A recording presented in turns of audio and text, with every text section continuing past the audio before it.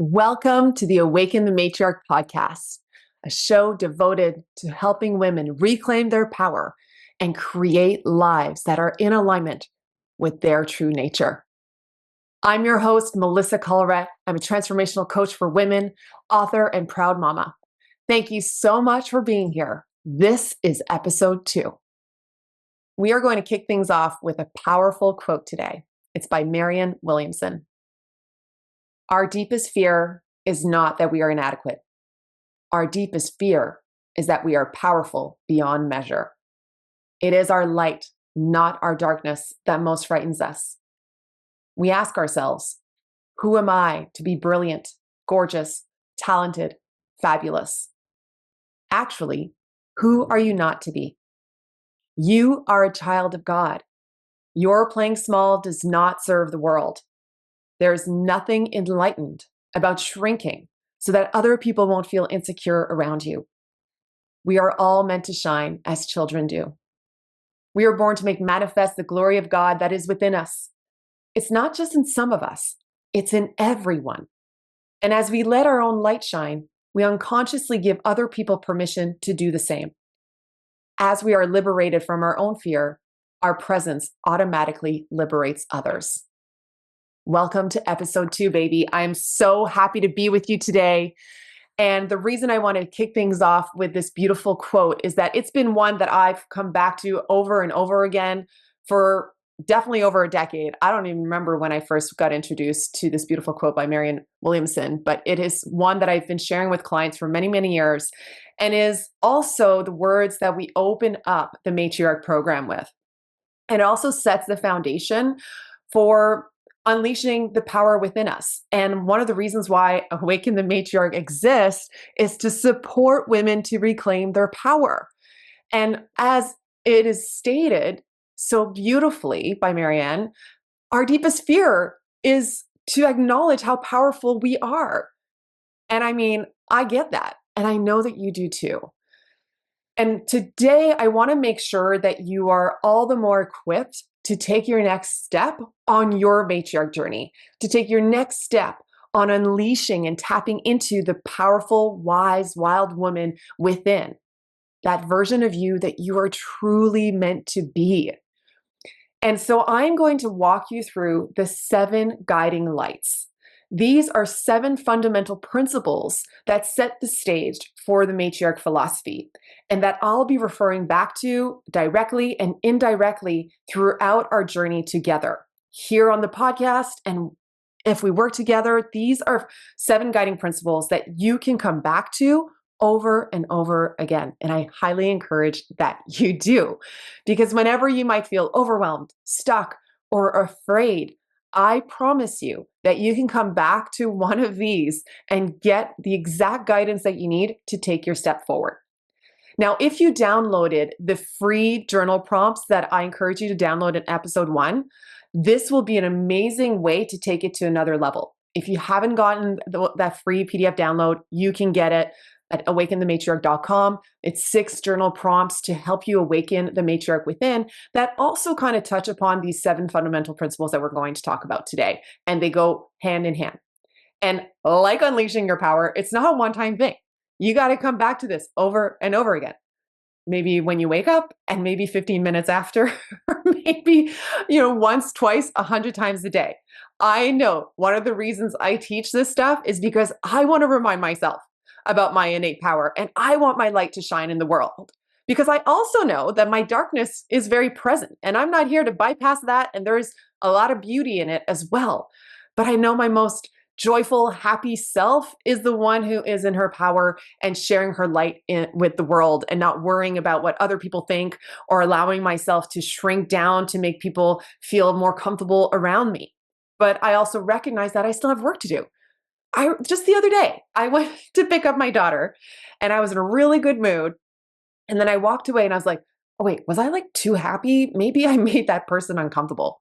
And I was like, oh my gosh, why would I have to shrink my joy when I'm just very excited and happy to see my daughter?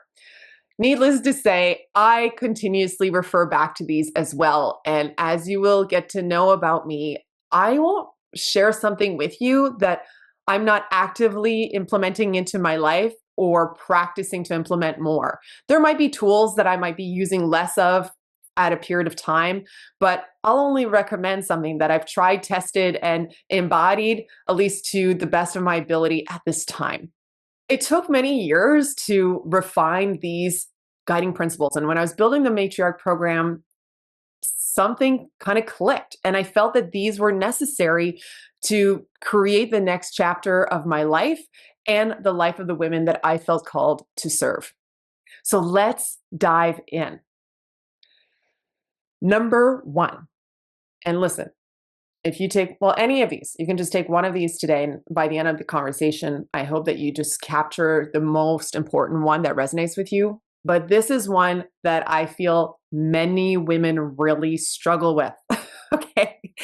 And it might seem strange because we live in a pretty narcissistic society. But number one is to focus on you, your truest version of you, the most authentic, free, wild, powerful version of you. What do you really want? So, part of awakening the matriarch within is to give yourself permission to make this journey your own and to be mindful of the tendency to maybe change your natural way of being in order to please others. Now, we are communal beings, and it is absolutely normal and natural and actually healthy to also take others into consideration. It's a survival mechanism. We need one another. We are communal beings. Just like my dog is a pack animal, we are pack animals too, and we need one another to thrive.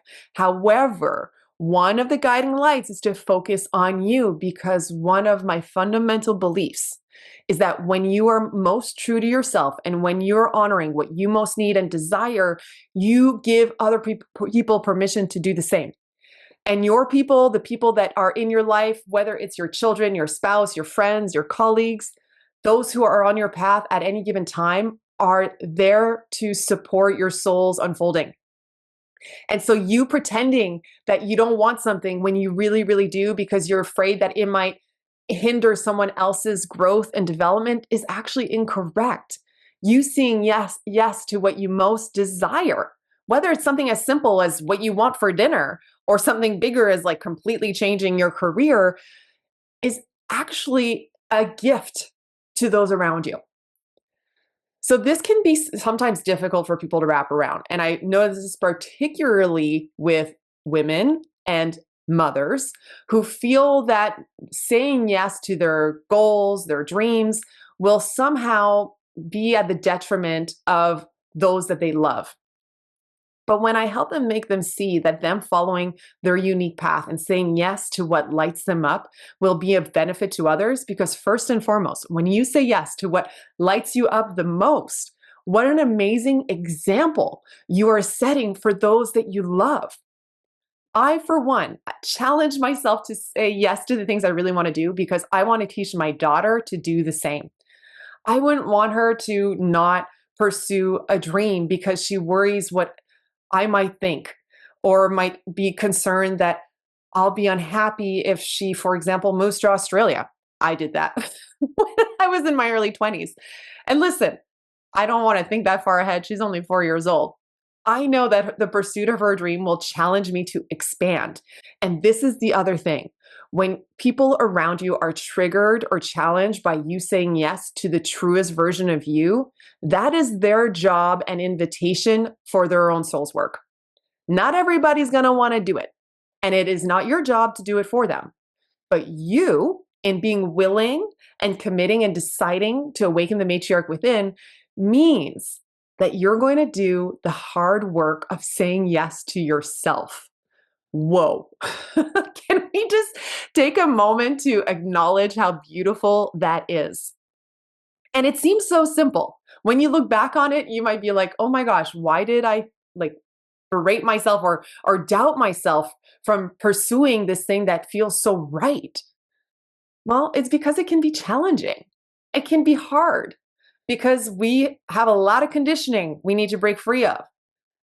If you were raised like me, you're taught to be a good girl, to go after your dreams. But what wasn't like what was in the fine print was like, yes, go after your dreams as long as you don't rock the boat too much, as long as you don't make other women feel uncomfortable or men feel uncomfortable, then it's okay. And you can pursue your dream as long as it fits our view of what success should look like for you.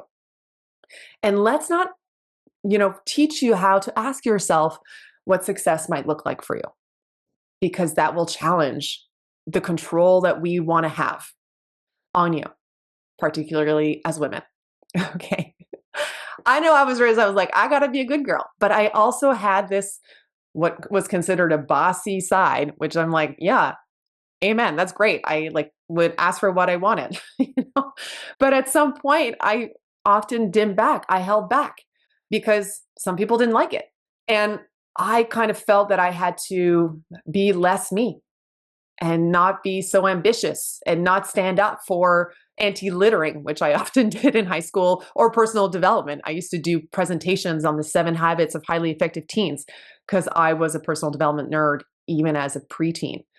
So needless to say, in practicing awakening the matriarch within, one of the greatest ways that I have found to connect to my inner power is to ask myself, what do I really want?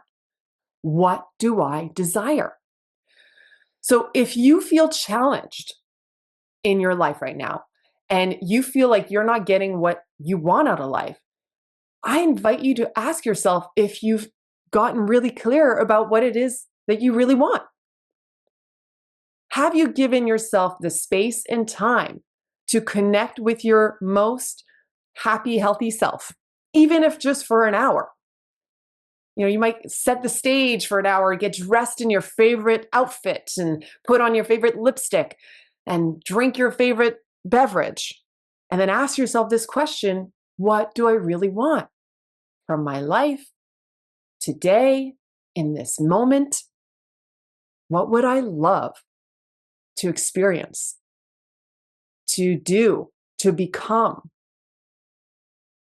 And one of the reasons that I feel a lot of people get held back from this inquiry is this tendency to want to know how it's all going to go, and this fear of committing to our desires.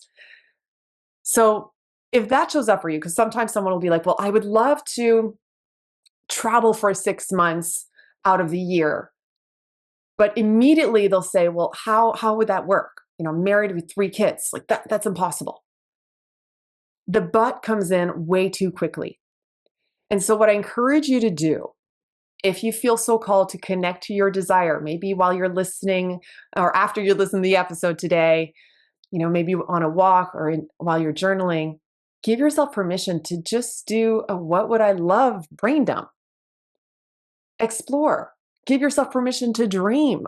I'm giving you permission to dream, to focus on what you would most love to experience, have, do, become, without having to go any further into the inquiry around like, well, how would this actually happen? We can do that later. I promise you.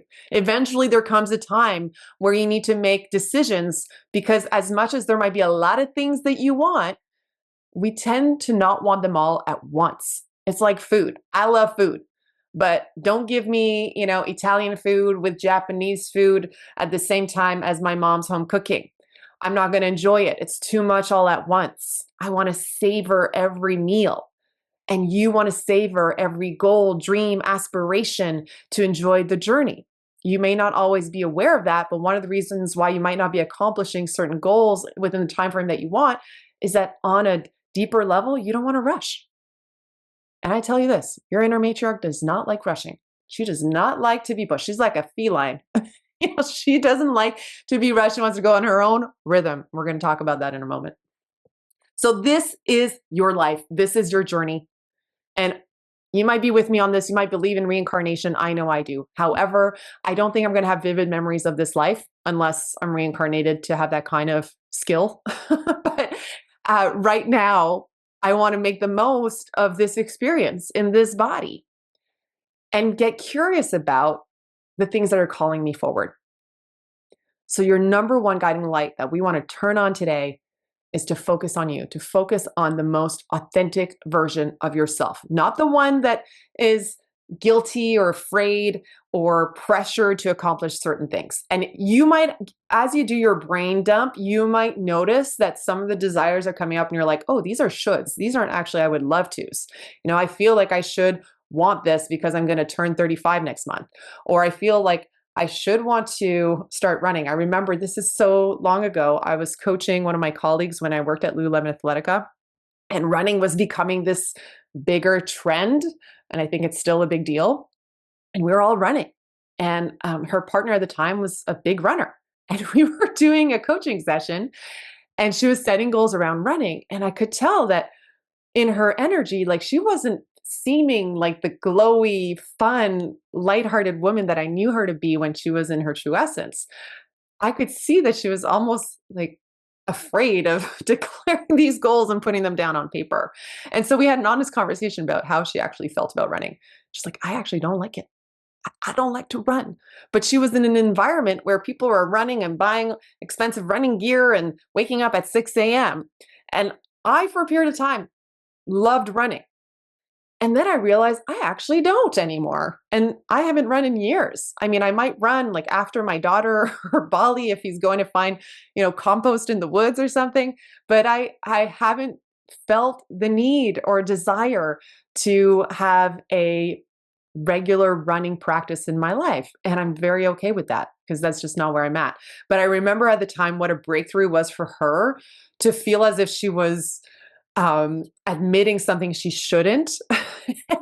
and I could see her shoulders drop. And I just remember that moment and how powerful it was for her to admit that she didn't want something that she thought she should, and framing it for her to see that that was okay. And that's actually great. We all have different desires in our lives.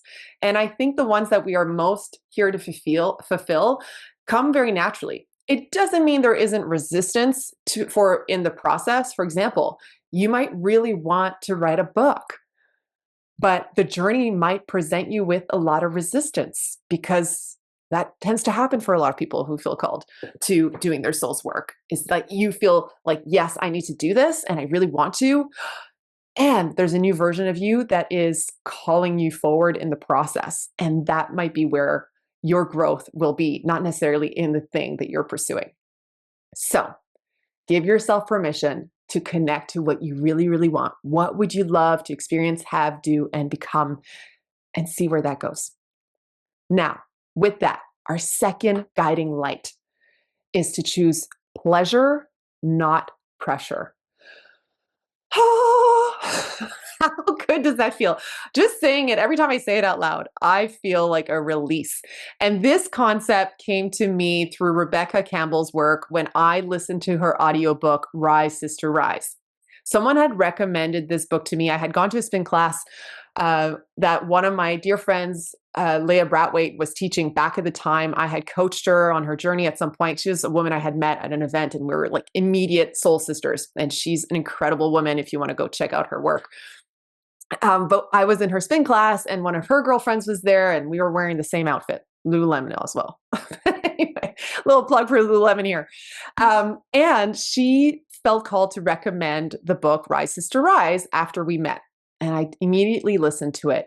And one of the key things that I took away from that book was to embrace pleasure, not pressure. It just felt like a balm on my wounds of like, oh, it's okay to have fun. And maybe you don't have to put so much pressure on yourself to become something or do something. And this might seem interesting to plug in after talking about what you really want. And you might just notice that your initial tendency might be to put pressure on all the things you desire. But what if you approached it from a lens of like, wouldn't this be fun? And what if this was joyful? And what if this was an expression of my pleasure in this world? What if I enjoyed my life while pursuing the things that I'm called to? So choosing pleasure, not pressure, is a practice you can bring into every area of your life, from washing the dishes to writing a sales email to making a phone call, because those things can feel really pressure filled in our modern era, to parenting. to exploring yourself. Like, what a beautiful way to shift your perspective when you realize that, oh, wait, what if I could bring the fun? What could be the greatest expression of pleasure and joy in this moment? And that, in fact, is one of the guiding questions you can kind of lean into when you might be feeling yourself getting overwhelmed or stressed or noticing how your body reacts when pressure is present. I know my energy shuts down. I feel constriction usually around my chest, and I'm usually trying to go really fast. And that usually impacts my breath. And I feel a more shortness of breath. And then anxiety is like, I'm coming to party. Mel is putting pressure on herself. Let's do this. But then when I pause and I think to myself, oh, wait, this could be fun. I could choose to practice pleasure over pressure. It doesn't always create an immediate shift. It's not always like an on off light switch. Sometimes it's like a dimmer. Pressure might be really high, but when I remind myself of this guiding light of choosing pleasure over pressure, I might lower things down a little bit and start awakening the pleasure inside of me, because I can turn to the things that wake that up inside of me, whether that's music or 5 deep breaths to just be like, ooh, okay, wait, pressure? I don't need you right now. You know? What I need is to reconnect to my grounded whole self to make a decision that is in alignment with my soul. And I'm going to practice that to the best of my ability. Part of pleasure over pressure is not striving for perfection, but loving yourself through your journey. Because there might be moments where you do fall into this feeling. And I know I still do. So, what would be your greatest expression of joy in this moment, even as you're listening right now? Maybe you're hunched over and you're not fully attentive, and you're like, oh, if I was having fun, I might sit up differently, or I might change into a colorful sweater to lighten the mood today, or I might turn on the volume and stand up while I'm listening to this episode because that would make me feel good, or I'm going to write with a pink pen and take notes. Whatever turns you on. That's what we want to tap into. What turns you on? And I'm not just talking about sexually, but amen. Like, turn yourself on sexually as well, because that's part of pleasure too. And if you're feeling really, really tight, well, you might need to, pleasure yourself. Okay. And I'm tight energetically, maybe not anatomically, because that ain't always a bad thing. It might be sometimes. Anyways, we don't want to digress too far. The pleasure over pressure, baby. Okay. It is in our nature to be playful. That's one of the gifts children give us, is look at children, how they naturally want to play. One of my favorite quotes is that play is the work of the child. And I feel that applies to every human being, because we might outgrow our child body, but we are children in adult bodies. And I believe that, and this actually comes from Daniel Priestley, the author of Key Person of Influence, this great entrepreneur that I had seen in London a few years ago. And in his book, one of his quotes was, your best ideas will come out to play, not work. And a lot of the women that come into my world want to make a change, perhaps in their relationship or most often in their careers and in their lives. And they're treating it as or they're treating work as something that isn't fun, because they were kind of raised into thinking that the work that you did in the world wasn't necessarily something that fun was a core part or core aspect of. And I remember when my mind was blown and I realized that I could choose a career path that was fun to me. I was like, what? And particularly when I chose to become a coach, personal development and growth was something that I was very naturally interested and curious about. But I initially set out to become a lawyer. And oh my gosh, I don't think I would have been a good lawyer, because one, I'm very honest.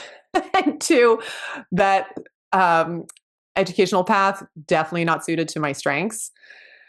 And also I'd be a good mediator. I'd probably be a good mediator. But needless to say, I was on this path.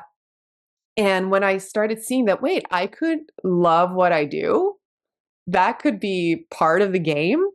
And I think I need to thank Danielle Laporte Her work, The Fire Starter Sessions, really woke me up to this.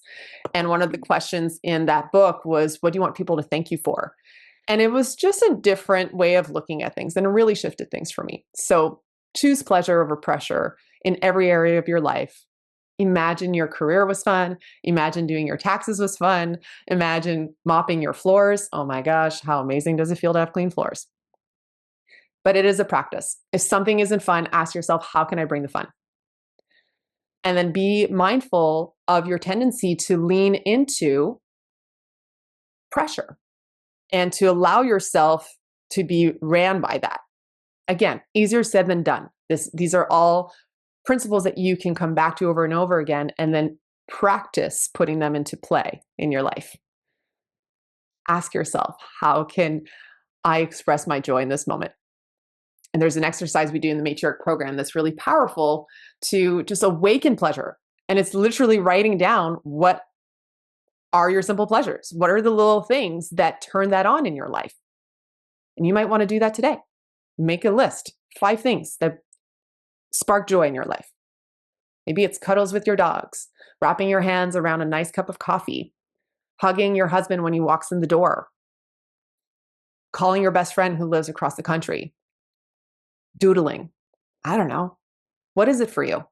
These are little things that you can generally have easy access to that help you come back to your center. All right. So that's guiding light number 2, pleasure, not pressure. I could have talked about this all day, but we're going to move to number 3, which is love or above. Now, what do I mean by that? I mean living from a place where you are prioritizing love as a guiding force, joy, peace. Every emotion and way of being has a different vibration associated to it. And you might be in a cycle where you're caught in living from a lens of fear, scarcity, shame, guilt. And you probably feel it in your body that it doesn't feel good. I will put a caveat that about emotions. I do think that every emotion has a role to play.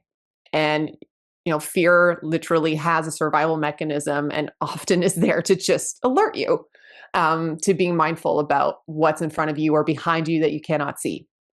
However, some of us, or there might be moments in our lives where we are living too deep in a lower vibration and making our decisions from that place instead of stepping into our more joyful, loving soul. And so living from a love or above perspective is about practicing connecting to the most loving parts of you and asking yourself, what would love tell me to do in this moment? If love was a thing, if love was a person next to you or within you, what advice would love give you? And when you connect to awakening the matriarch within, she is a very loving human being. She may not be at first if you're just getting started on this path, but as you go deeper onto this journey, part of the experience is deepening love for yourself and others and the world and seeing love in all things. And so it's really, again, another practice. And it's also an opportunity for you to take responsibility for the energy that you are stepping into day after day and bringing into the world. I know there's been times where I'm in a really bad mood and I'm stuck in my shit. And I might go to a family dinner. And my mood changes the energy and the vibe of everybody else. It's not all that fun to be around Mel when she's upset when I'm not in a good mood. Now, I'm not saying that doesn't happen. It does. But when I can shift out of that or give myself space to release and move through those emotions or allow them to move through me, and then make a decision from a more loving place, something more beautiful comes through. And often when you are at a crossroads in your life, you might be faced with a different way of making your decision. It could be, well, am I going to make a decision from the voice of fear, the voice of should, the voice of could, the voice of blame? Or do I want to make a decision from the voice of joy, of grace, of curiosity, of play, of love? And it can really influence everything you do. One of my core values is love. And how I define that is to do what I love, do things with love, and then be a source of love and light in the world. And it's something that I'm always practicing, and sometimes better than others. And other times I'm stuck in a complaining spiral or feeling like I'm not doing what I love and not taking responsibility for being a source of love in that practice. Hence why I do what I love, but do things with love. Because there might be things in my life too that just kind of need to get done, and it is my job to see the gift in that or to delegate it. So if this guiding light is the one that you feel you need to turn on most today, practice asking yourself at different moments in your day, what would love tell me to do in this moment? Or what would love say simply? It might not tell you to do anything. It might just say, hey, I love you. Like, go easy on yourself. Sometimes you don't have to do anything, but you might just need to receive and give to yourself the love that you most likely give to others. Guiding light number 4 is to lead with your feminine essence. Mm, mm, mm, mm. Again, if you were raised as one of those good girls in the 80s, 90s, maybe before, after, it is possible that talking about your feminine essence and the unique needs that you as a woman, a female, and who wants to connect to her feminine energy, you may not have had that conversation. No one might have introduced you to what that is like for you. And chances are, when you were in your free spirited feminine essence, you might have been judged for it. You were too sensitive, too emotional, instead of how beautiful it is to be deeply connected to everything and everyone around you, and to bleed once a month, and to have the possibility of carrying and birthing life, whether in human form or through ideas, projects. Our feminine energy and essence is so powerful. And I'm just getting started myself in this work. I feel that I really started exploring more of what it meant to me to connect to my feminine energy when I was living in Tofino in British Columbia. I had started my coaching business. I was a few years in. I had left Montreal after living there for 15 years. And while I was living in Tofino, I got closer to my natural rhythms, because this is a small town on Vancouver Island where people's lives are truly in rhythm with nature's cycles. And I didn't anticipate how powerful that was going to be. Even though I grew up in a very nature rooted environment, I live in my hometown now, very close to the mountains and lakes. But I had been living in Montreal, and I realized it was hard for me to shake off the energy of the city that often was going against what I naturally needed, whether it was the natural time I wanted to go to bed or wake up, or just the pace at which I wanted my life to unfold. And while living in Tofino, something shifted on a cellular level. But it took some time. I was there for 7 months. And I think the first few months were kind of interesting to notice that I was still in my city body while surfing these waves in the Pacific Northwest. But leading with the feminine came more naturally from connecting with nature's rhythms. Because I was slowing down, I was more connected to how I was part of nature and not separate. And that had an impact on the way I felt and the way I looked up at the stars, the way I appreciated my cycle, not just when I was menstruating, but my full cycle. And I remember a moment when I was on a call with my then mentor, when I was feeling like I was pressuring myself to be at a certain place in my business. and I had all the buttons of my shirt buttoned up to my neck. And while I was on that call, I don't even know what we were talking about, but something inside of me was like, just unbutton, like just release. That moment was a catalyzing moment for me because it was as if I was freeing myself to a certain degree or taking that first step away from the hustle culture where I was trying to play a man's game instead of creating a game that was more in line with my womanly and feminine essence. And it was hard to do that because I was taught to play with the boys and that was something I was aspiring to, but I realized that in order for me to get the most out of life, I needed to not only change the way I play the game, I needed to create a game that was going to work for me. And part of that was honoring how my calling to becoming a mom, because up until that point, my more masculine way of being was like, just pursue your career, just accomplish more to be worthy of X, Y, and Z. But do all of that while pretending you don't bleed once a month, or that you don't feel called to having children, or that you don't want to just dance freely on a beach any random day, or that you don't necessarily work well under a 9 to 5 structure, but rather there might be periods in the year where you feel really creative and other periods where you need to really slow down. And even within a day or a month, your rhythms are very different than the way you were taught. And so this was a huge shift in my life. And I remember when I moved back to Quebec, one of the first things I did, I was kind of burnt out, to be honest, when I came back, is I turned my alarm clock away.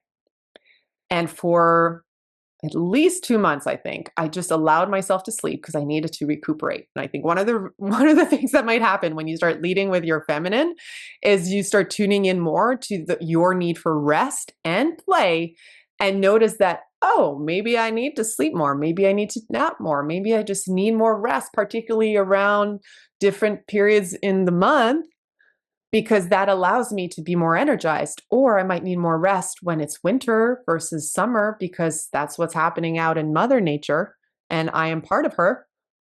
That was what was happening for me. I really needed to reset my energy.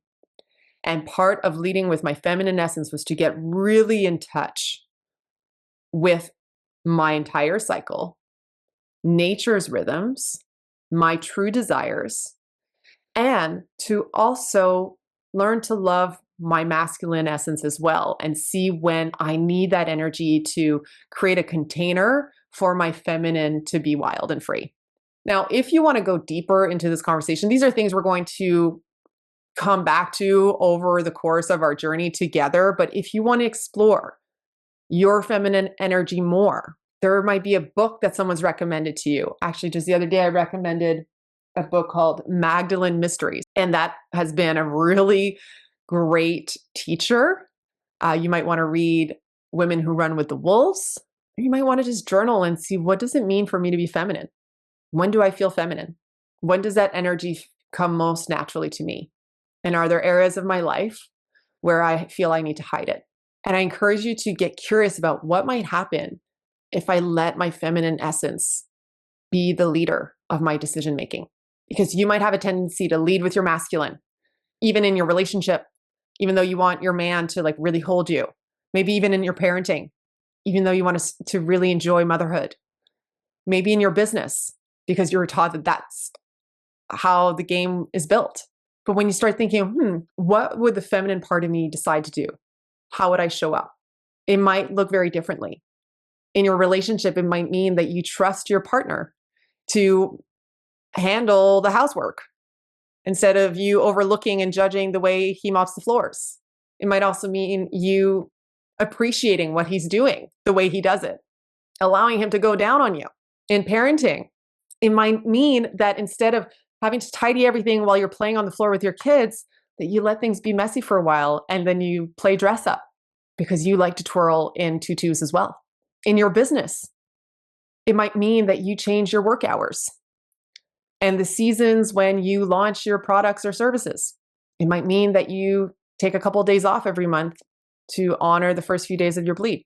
These are just examples coming to me in this moment. There's many more, but the most important are the ones that are going to work for your spirit. And I just encourage you to get curious about what your feminine energy is asking from you and wanting to offer you. Now, our fifth guiding light is to awaken the mother within. I truly believe that every woman has a motherly essence inside of her that is yearning to come out into the world, whether she has children or not, whether she wants to have children or not. As I said in episode 1, becoming a mother can look very different. And how you are asked to express your motherly essence is going to evolve in your lifetime. And one of the main areas I see a lot of women need to work on this is with themselves, is mothering themselves. And so your guiding prompt here might be to ask yourself and check in, how can I mother myself today? And if you want to go further, you might ask yourself, how am I being called to be or become a mother? How you mother in different areas of your life will also be different. But I promise you, starting with yourself and looking at how can I mother myself? How can you be that source for yourself? You know, your mother energy is rooted in the creative power of the universe. It is where you come from. It is where every single human being comes from. Every man can also lean into this inquiry because he too came through a woman's womb. We could equally look at awakening the father within if you went on to do that, but that's not part of our guiding light principles here today. Our motherly essence is rooted in creative forces, but also in releasing and breaking things down, in allowing for the cycles of life to flow through completion and not just hold on to one. I know 2 great books to support you in awakening the mother within. One, Made into Mother by Sarah Durham Wilson. Awesome book. And then Aspiring Mama, written by yours truly. So if you want some resources on how to awaken the mother within, one, you're in the right place. It's definitely something that is going to be weaved into all of our conversations. But also you might want to check out some of those resources I just mentioned. And to start by asking yourself, how can you mother yourself today? What's one thing you can do? Can you give yourself that tender love? Can you be the conscious mother that you wish you had?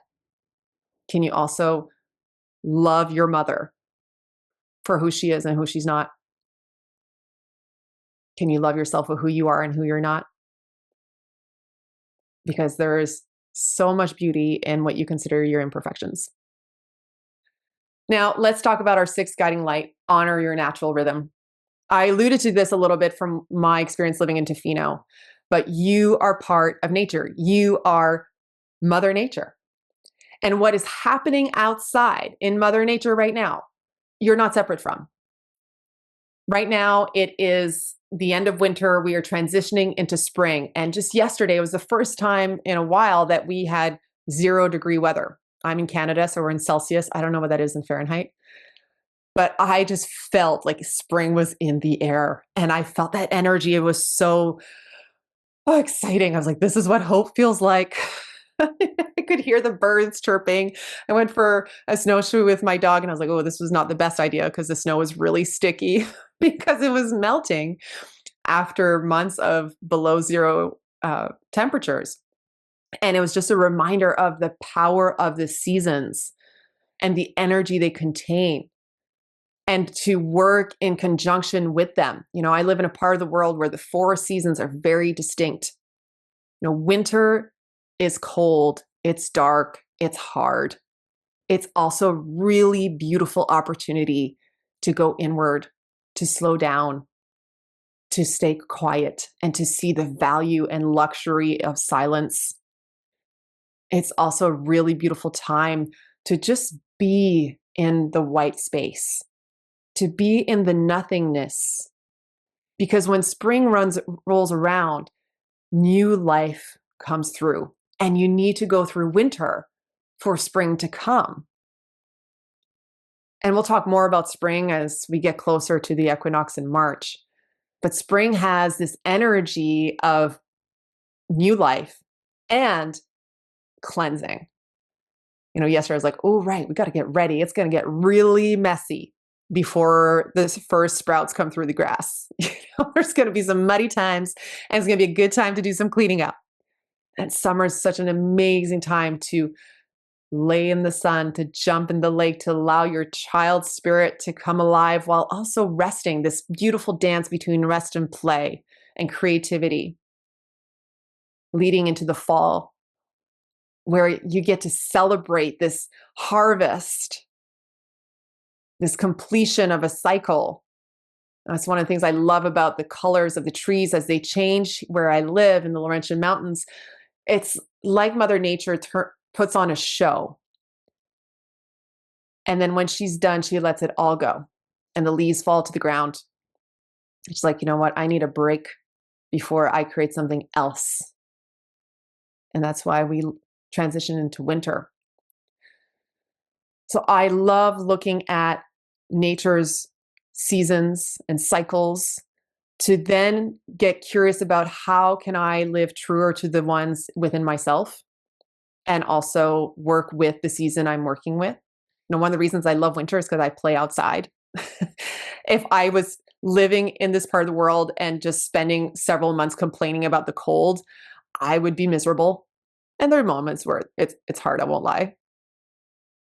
But part of the reason why I can enjoy it is because I flow with it. It's like when there's wind, go windsurfing instead of being upset that it's too windy to go stand up paddleboarding. I'm giving you these metaphors. I'm going to pull so many of these out randomly as we go through our episodes. So what does this mean for you? How can you honor your natural rhythm? You can start with your breath. Quite literally take a minute, close your eyes, and notice what your breath is like. Your breath is this incredible insider tool. It gives you this information around whether or not you're actually going at the right pace for you. Honoring your natural rhythm means you're not rushing, but it doesn't mean you're going slow necessarily. You might be going fast with intention. That's exactly what you need. And other times going really slowly is perfect. But there isn't a feeling of rushing and hurrying that we've kind of normalized in our society. Getting overly busy in our lives is often conducive for rushing and hurrying because we've got too much on our plates. So part of honoring your natural rhythm might mean you're going to start to say no a lot more. And that's going to be okay. That's going to be a good idea to protect your sanity and your well-being and to go at a pace that feels good. So you might want to get curious about where you might be rushing in your life. Are there areas in your life where you feel this sense of urgency that don't necessarily need to be there? What would it take for you to slow down enough to honor your natural rhythm? And if you look at the seasons out in nature, what season in life are you in? What would you need to do to honor where you're at in your life instead of try to force something that isn't meant to happen at this time? If I wanted to plant a garden in the winter, I'd be wasting my time, energy, and effort. But if I do it in the spring, it's so much easier. If connecting to the seasons of nature seems a little challenging for you, you can look at sports. Sports has seasons. The football season just ended. There's off season. What is it? Whatever they're doing in the summer, preseason, regular season, and then playoffs. You might have aspects of your life that are built in a seasonal fashion. In business, there's often quarterly seasons, quarter Q1, Q2, Q3, Q4. If you're creating your own business, you might create your quarters differently. But on a day-to-day basis, I highly encourage you to connect to your natural rhythm, from the pace at which you get out of bed in the morning, to eating your food, to getting out the door. If you can create more space in your life, you will fill it with what you really need. But it might take some work to get there. You might need to practice shedding that addiction to busyness and hustle culture. And it's so, so present. So be easy on yourself, offer yourself grace. I know I have to catch myself because there's things happening so quickly. We're being bombarded with information and ideas of like, you should go faster, do this thing so you can lose this amount of weight in, one day, instead of allowing the beautiful unfolding of things happening naturally. Things don't have to happen overnight, but some things do. That's also the beauty of life. Look at what is happening in the world outside of you, what's happening in nature right now. And how might that give you some insight into what season you're currently in and what you might need right now? You can start there. Our seventh and final guiding light is to welcome divine guidance. You are not alone on your journey, even though at times you might feel like that. I truly believe that we are all connected and that there is a supreme power, if you will, that we are also a part of. What you call it is up to you. It could be God, spirit, the universe, Allah, Krishna, Buddha, whatever you resonate with. For me, I see the divine in many things. Might be a baby's eyes. If you ever connect with a baby, they look at you and you're like, whoa, this is such pure, like purity. And it is impossible to like not see the truth when looking into a baby's eyes or being out in nature. For me, Mother Nature, that is the divine. I go out in nature, I could just look at a tree and I'm like, the answers will come. Okay. But I talk to God. I connect with the universe. I connect with my inner wisdom. I also am open to communicating with Mary Magdalene and Jesus. I don't consider myself a religious person. I do consider myself spiritual. And I find it interesting to see what happens when I allow myself to explore the divine and what that even means to me and what insights it might want to share. So, in fact, in the 6 journaling prompts, there is an exercise that will allow you to connect with the divine and your inner matriarch. And one thing you can do is to really ask yourself, what is the divine trying to tell me? What is spirit guiding me to do? Or what's my next best move? It's all within you. It really, really is. But, some people don't believe in this, and that's okay. That's your thing. I do. I believe in miracles, and there's too many things that happen in life that aren't coincidental, that if I didn't believe in something greater at play, I don't think I'd see the beauty in life the same way. But I just start with the fact, when people feel like life isn't a miracle, I'm like, go pick up an embryology textbook or go check out a YouTube video on how life begins. And to me, that's just like, what? Like, where does it, how is this even possible? How from nothing we are created. And this whole cycle unfolds. Human is formed 9 months later. Look at a flower from nothing, a seed, a little tiny seed planted in soil, watered with sunshine, grows through the earth, and then eventually a flower comes through. If that doesn't inspire awe inside of you, like looking at a beautiful flower, an orchid, a peony, I don't care, and you don't see how amazing this incredible planet we live on is and the universe beyond it, just look up at the stars. I live in a part of the world where I am so fortunate that on any given night, if the sky is clear, I can see the stars.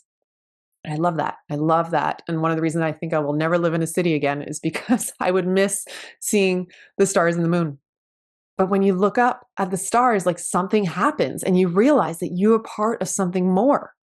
When you look at the moon, you realize you are so much more connected to her than you might have envisioned.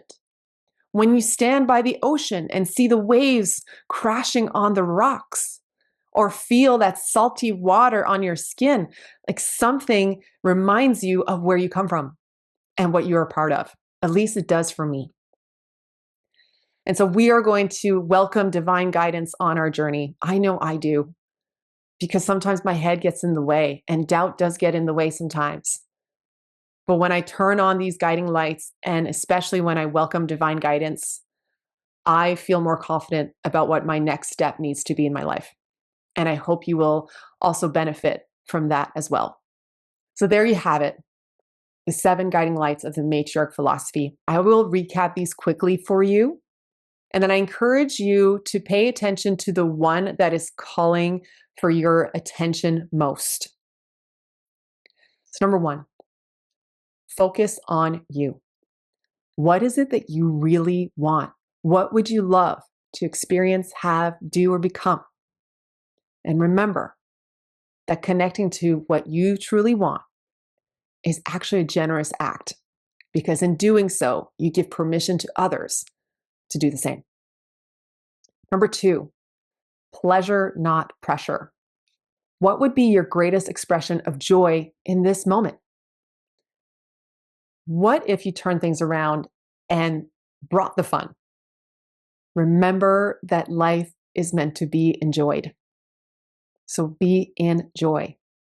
And take a moment to capture 5 simple pleasures. Put them down on a napkin or a piece of paper or in your notes app on your phone, so that you can come back to these at any time you feel disconnected and need to reconnect to the little things that spark joy in your life.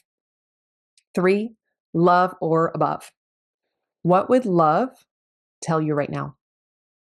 What guidance is the most loving part of you, wanting you to hear, know, or do?